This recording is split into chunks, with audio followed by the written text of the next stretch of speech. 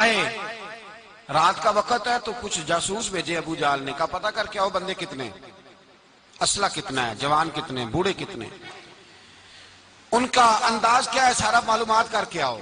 کفر کی جو معلومات ہیں اس پر ذرا غور کریں۔ اب وہ شخص آیا جا کے ابو جہل سے کہنے لگا 313 ہیں، 6 زرہیں اور 8 تلواریں،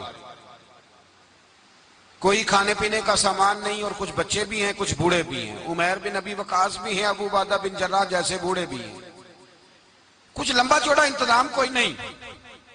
ابو جہل بڑا کھل کھلا کے ہنسا، جاسوس واپس آئے نا تو کھل کھلا کے ہنسا، کہنے لگا اس طرح کرو کہ جنگ کرنے کی ضرورت نہیں، انہیں نا صبح سب کو گھوڑوں کی پشتوں پہ باندھ کے نا تو لے چلتے ہیں مکے، وہاں جا کے دیکھیں گے ان کا کیا کرنا ہے، ان کو باندھ لو گھوڑوں کی اونٹوں کی پشتوں پر تو وہاں جا کے دیکھیں گے۔ جب یہ بات کی تو جاسوس کہنے لگا ٹھہر جا، پوری بات تو سن لے، میری پوری سن تو لے، تبصرہ تو نے شروع کر دیا ہے۔ اس نے کہا چل سنا پوری۔ اس نے کہا ہے 313 پر سارے سر پہ کفن باندھ کے آئے ہوئے ہیں 313 پر بچے سے لے کر بوڑھے تک، میں جس کو پاس بھی گیا ہوں وہ مصلی پہ بیٹھا ہے اور شہادت کی دعا مانگ رہا ہے۔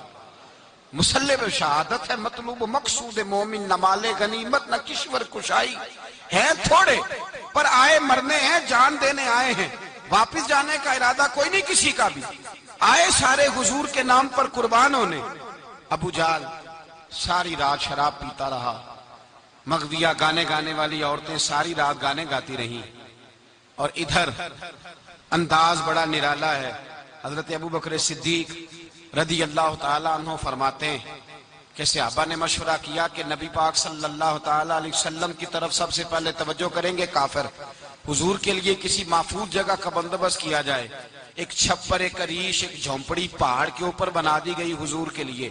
مولا علی شیر خدا خود فرماتے ہیں، کہتے ہیں سب سے مشکل کام اس جھونپڑی کی حفاظت کرنا تھا، اس چھپر کی، عریش کی جس میں حضور تھے۔ جب نبی پاک نے فرمایا نا میرا پہرا کون دے گا، تو کہتے ہیں ابو بکر صدیق تلوار لے کے کھڑے ہو گئے، کہنے لگے سونیا ضرورت ہی کوئی نہیں، میں جو حاضر ہوں۔ تو حضرت علی فرمایا کرتے تھے بتاؤ جو فرعون کے سامنے کھڑے ہوئے وہ زیادہ دلیر تھے یا ابو جہل کے سامنے جو کھڑے ہوئے دلیر ہیں؟ تو حضرت ابو بکر صدیق فرماتے میں پہرے پہ تھا، کافر شرابیں پی رہے تھے اور نبی پاک ساری رات عبادت کرتے رہے، ساری رات حضور نے رو کے گزار دی۔ کہا اے اللہ، کیا لفظوں میں حسن ہے کہ اے اللہ میرے پاس یہ 313 کل تھے، میں لے کے آ گیا ہوں، اگر آج یہ ختم ہو گئے تو بتا قیامت تک کون تیری عبادت کرے گا؟ اے اللہ یہ 313 ہی تھے جو میں لے آیا، مہربانی فرما۔ ساری رات دعا ہوتی رہی، ساری رات حضور دعا کرتے رہے۔ پہلے حکم آیا کہ 1000 فرشتہ بھیجا ہے، پھر اے محبوب چل 3000 بھیجے، پھر اللہ نے کہا محبوب میں نے 5000 بھیجے ہیں۔ حضرت علامہ ہزاروی کہا کرتے تھے کہ نہیں، رب کریم نے فرمایا 5000 بھیجے ہیں، تو محبوب نے کہا نہیں مولا اس طرح نہیں، میرے فرشتے نہ بھیج، تیرا وعدہ تھا میں بھی آؤں گا، تیرا وعدہ تھا میں بھی آؤں گا۔ اور وہ اپنے انداز میں فرمایا کرتے تھے سانو کل کے وچ میدان بدر تے آپوں بہ رہے ہیں یار کنارے ہیں تے تیرا وعدہ تھا میں بھی آؤں گا۔ تو پھر حکم ہوا قرآن میں انی معکم، محبوب میں بھی تیرے ساتھ ہی ہوں، محبوب میں بھی تیرے، خدا خود میر مجلس بود، سارے بولیے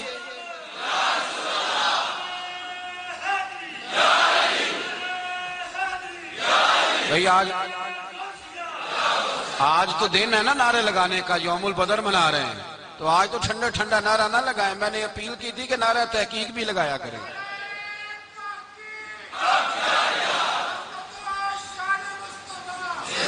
تو بھائی یہ یاد رکھیں، سمجھے اس بات۔ فرمایا حضرت ابو بکر صدیق فرماتے ہیں پہلے 1000 پھر 3000 پھر 5000 فرشتے آئے، اور جوک تر جوک فرشتے آئے۔ کہتے ہیں سرکار ساری رات روتے رہے، ساری رات، تیرے صرف اسلحے سے ہی اللہ کی مدد نہیں آئے گی، تو نے ایٹم بم بنا لیا اور توفیق عید کی نماز کی بھی نہیں، اس سے تھوڑی مدد آئے گی۔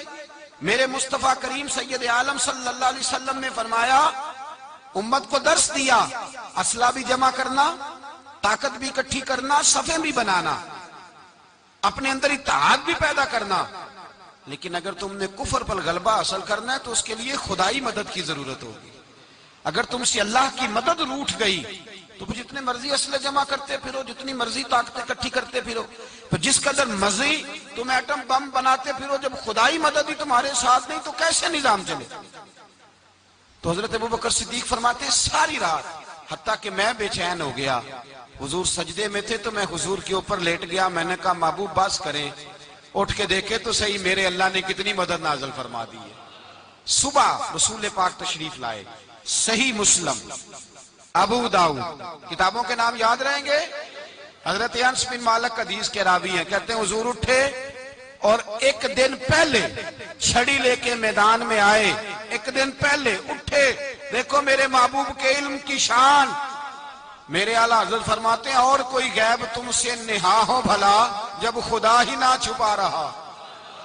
اور کوئی غیب تم سے نہا ہو بھلا جب خدا ہی نہ چھپا رہا. تم پر کروڑوں درود. اور ہمارے ایک شیخ تھے علامہ تحسین رضا صاحب رحمۃ اللہ علیہ، ان کا بڑا خوبصورت شعر ہے. وہ فرمایا کرتے تھے علم غیب رسول کے منکر اس حقیقت کو بھول جاتے ہیں. غیب مانا کہ راز ہے لیکن راز اپنوں سے کب چھپاتے ہیں. راز مانا، غیب مانا کہ راز ہے لیکن راز اپنوں سے کب چھپاتے ہیں. ایک دن پہلے حضور میدان میں آئے. صحیح مسلم کی حدیث ہے. اور محبوب پاک صلی اللہ علیہ وسلم کی دست مبارک میں چھڑی ہے. حضرت انس کہتے ہیں حضور میدان میں آئے اور حضور نے لکیر کھینچی. فرمایا کل یہاں ابو جال مرے گا. کب مرے گا؟ یہاں مرے گا.